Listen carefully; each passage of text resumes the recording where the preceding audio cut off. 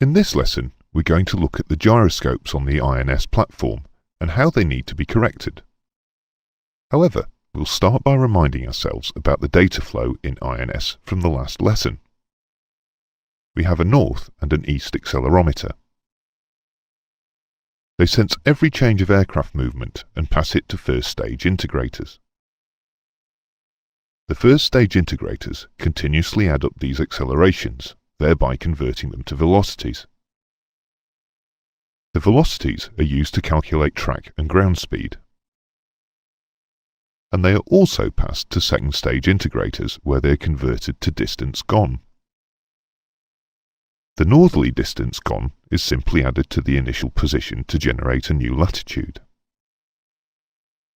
However, the easterly distance gone has to be converted to change of longitude. We need an input of latitude. Fortunately, we already have it. It is the current latitude part of present position in the display. The latitude is therefore passed to a secant multiplier. This converts it to change of longitude, which is added to the initial position to generate a new longitude. Because of the speed at which computers operate, this process is repeated many times a second. We therefore have a continuously updated present position.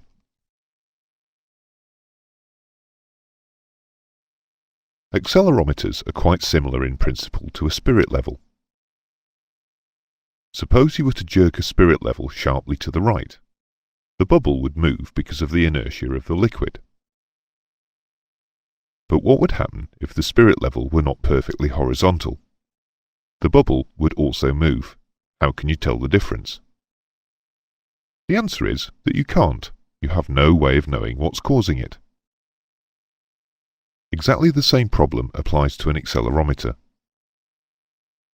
It's designed to sense lateral accelerations when it's on the level. There is no problem because g, the gravity vector, is at 90 degrees to the sensitive axis and so is not sensed by it. However, if the accelerometer is on the tilt by an angle of, say, theta, the sensitive axis will pick up a component of gravity of g sine theta, even if the aircraft is on chocks and not going anywhere. This would be disastrous. As we said, the integrators would not know that these false accelerations were really components of gravity and would start integrating them, thereby generating false velocities.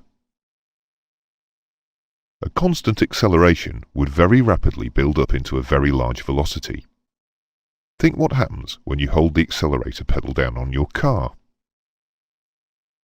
These rapidly increasing velocities would then be passed to the second stage integrators, where they would very rapidly build up into distances gone. We would have a runaway system, all this whilst the aircraft is still on chocks. This must not be allowed to happen. The solution is to keep the accelerometers level. The accelerometers are therefore mounted on a platform, which is kept level by tying it to a gyro. In fact, there are 3 gyros, not 1. And all of them are horizontal axis gyros. We need to modify our previous diagram of data flow in order to incorporate these changes. However, in order to keep the diagram simpler, we will show only the north channel. Precisely the same modifications are necessary in the east channel, but we are not showing them in order to avoid duplication. Although there are 3 gyros and they are actually horizontal axis, we will diagrammatically show only one and will show it vertical axis to make it clear that its job is to keep the platform horizontal, just like an artificial horizon. The types of gyro used in INS can either be rate integrating gyros or 2 degree of freedom displacement gyros. Rate integrating gyros are widely used. The rate integrating gyroscope is a single degree of freedom gyro using viscous rather than spring restraint. However, the details of its construction need not concern us. We should simply note that, although mechanically it is a single degree of freedom system, because of the integration process, its output behaves as though it were a 2-degree of freedom system. The gyroscopes are not mechanically tied to the airframe or to gravity, and would be space gyroscopes, having no mechanism to tie them to correct for real wander. However, mathematically computed corrections for apparent wander, that is, Earth rate and transport wander, are applied. Space gyros remain orientated to a fixed point in space. But the whole purpose of INS gyros is to keep the platform level to local Earth, but without using gravity as a sensor. This means that corrections for gyro wander need to be applied. The broad subdivisions of gyro wander are into real and apparent. Real wander is caused by mechanical imperfections, such as gimbal friction or rotor imbalance. Unlike apparent wander, the spin axis is actually moving with respect to space. Real wander is minimized by high-quality engineering and manufacturing techniques.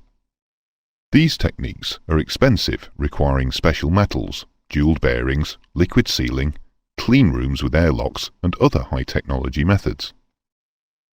However, when the money is spent, real drift rates of around 1/100th of a degree per hour were typical for 1970s tuned rotor gyros. It can therefore be said that, with INS technology, real wander is so low that the gyros can almost be regarded as ideal gyros.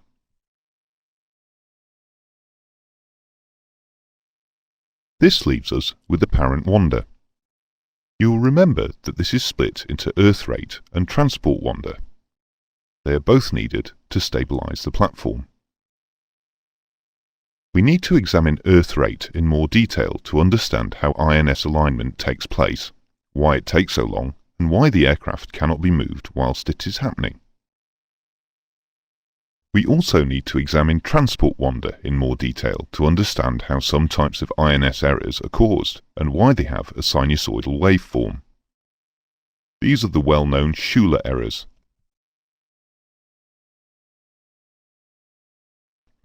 The way the Earth rate varies with latitude will depend on whether it is the horizontal component or the vertical component of Earth rate which is being considered. We'll start by considering the horizontal component. Imagine an aircraft parked on the equator with the gyro axis pointing to true north, that is, aligned with the local meridian. As the Earth rotates from position 1 to position 2, the gyro axis remains fixed in space and also remains aligned with the local meridian. At the equator, the gyro direction has not changed with respect to Earth direction. It is still pointing in a direction parallel to the original one, which is true north. Earth rate is therefore 0. However, in this picture we are looking down on the North Pole. The gyro and the meridian are in line. As the Earth rotates, the meridian changes its direction with respect to space, but the gyro does not.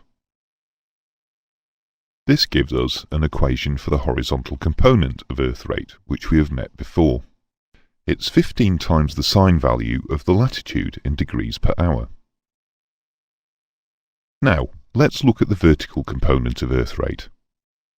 You have to understand this in order to appreciate how alignment takes place and why it becomes difficult or impossible at high latitudes. We are looking down onto the North Pole and the aircraft is parked at the equator with the gyro running. The wings are level and the gyro axis defines the horizontal, or wings level. The Earth then rotates, taking the aircraft with it, to position 2. The gyro, being rigid in space, has retained its space orientation. The orientation of the aircraft to the gyro has changed by 90 degrees, and the gyro is now indicating 90 degrees of bank. So, at the equator, we get the full 15 degrees per hour of vertical component of Earth rate. Now the aircraft is at the North Pole, or latitude 90, and we are looking at the Earth from sideways on. As before, the wings are level, and the gyro axis defines the horizontal, or wings level. In this case, no matter what the rotation of the Earth, there will be no change in indicated bank angle. Earth rotation will give apparent yaw but no apparent bank. So, at the pole, we get 0 degrees per hour vertical component of Earth rate. The cosine of 0, or the latitude of the equator, is 1. The cosine of 90 degrees, or the latitude of the pole, is 0. This gives us an equation for the vertical component of Earth rate. It's 15 times the cosine of the latitude in degrees per hour. Corrections for Earth rate, based on the sine and cosine of the latitude, therefore need to be computed and passed back to the platform in order to keep it level as the Earth rotates.